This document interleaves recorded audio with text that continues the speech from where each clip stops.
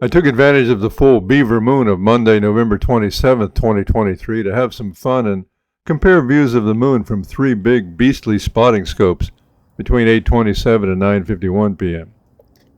The top of the line Celestron Regal M2 22 to 67 power 100mm extra low dispersion spotting scope. The top of the line GoSky EagleView 20 to 65 by 85 power extra low dispersion spotting scope. And the huge but very affordable Svbony SV406 25 to 75 power 100mm HD spotting scope, which has the HD glass, not the ED glass of the Celestron and the GoSky. As an added bonus, I provide a comparison with my Canon SX70 HS Superzoom bridge camera that I use for much of my wildlife videos at the end. I've had this camera since early 2019 and new ones are becoming scarce, and Canon doesn't seem to have a replacement on the horizon yet. I have done full reviews of all three of these scopes and the Canon SX70, so I'll put links to those reviews in the video description. I set up all three large scopes and the Canon camera on the same tripod without changing location or adjustments other than what was necessary to track the rising moon. I used the Move Shoot Move 3-axis smartphone adapter and the same Galaxy phone using the Open Camera app for each test shoot. No filters were used, which would have improved results, and the video resolution and exposure settings were locked at the same values on the Open Camera app for all three scopes. The camera was of course refocused for each test and locked, and each optic was focused as best as possible. All adjustments within the software for video production were the same for all devices.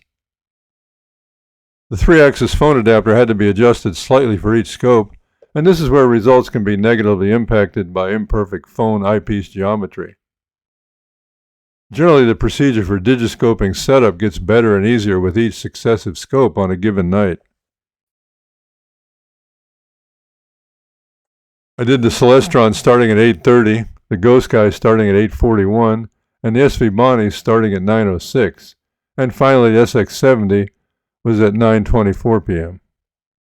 The Earth-Sun geometry was also changing during this time, and there were intermittent, nearly transparent cirrostratus ice clouds which affected the earliest Celestron test the most. The first videos for each device were all at the same 60 power magnification, which is about the size the moon fits comfortably inside a 9:16 ratio portrait phone video at 2160 by 3840 resolution. The second videos for each device were at their maximum magnification, and then zoomed in at 2.5 power digitally on the phone.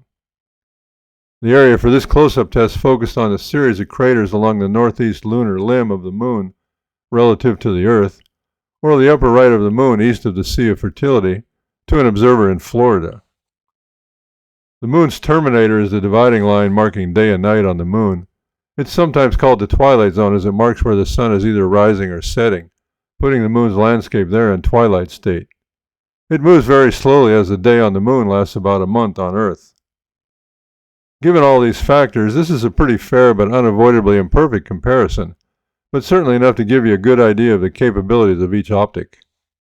Here are the four best frames from the spotting scopes and the Canon SX70 HS side by side at maximum zoom power, where you're going to see the most optical issues. If you back off any of these scopes just 5 power or so, they'll be even clearer. The Canon SX70 did not focus well in dedicated 4K video mode, zoomed way in with servo focus, or even in manual focus set at infinity. Trying to tweak fine manual focus with this camera is problematic, perhaps made worse as it is now almost 5 years old and wearing out from constant use and abuse. Operating with Open Camera on a smartphone, especially a high-end phone with the better cameras, would be better in my opinion. Autofocus would lock on in photo mode, and photos are what is compared. The small SX70 optic simply can't compete with these big scopes. But the camera is very small and easy to carry, so since most decisions are a compromise, it remains a viable choice, and some new ones can still be found, and I'll link it in the description. The Nikon P950 is another option, as I don't get a sense Canon is in any hurry to fill the SX70 Superzoom niche. The big Svbony is a lot of bang for the buck and can be often had at a considerable discount. There were no clouds during the Svbony videos, and it's not bad. but the chromatic aberration was the worst of the three scopes, as you would expect for an HD versus ED scopes, and it was at full 75 power, the highest of the three scopes. It won't make the clearest photos and videos near maximum zoom, but it has nice two-stage focusing that is very light and sensitive, and you can have a lot of fun with it for birds and wildlife spotting, as well as moon watching, with just your phone and a relatively small investment.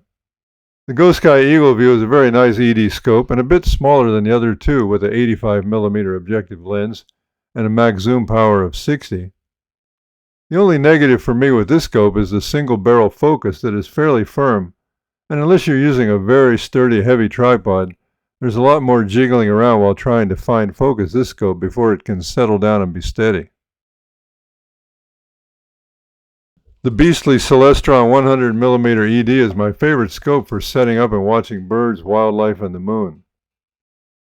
Subjectively, to me at least, it did the best in the test, even though it was looking through more thin cirrus ice clouds compared to the other two scopes.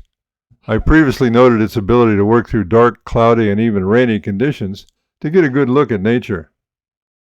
Like the Svbony, it has two-stage focusing where making minute adjustments is easier, in my opinion, than the single-barrel focus scopes. If you want the best quality long-range videos or photos of birds and wildlife, this would be the way to go, but a serious tripod is needed. The GoSky is good and a little more portable, but the sale price points are often pretty close together, making the Celestron a greater value if you can get it on sale. It boils down to a matter of focusing preference, for which one I'll take out the door most often.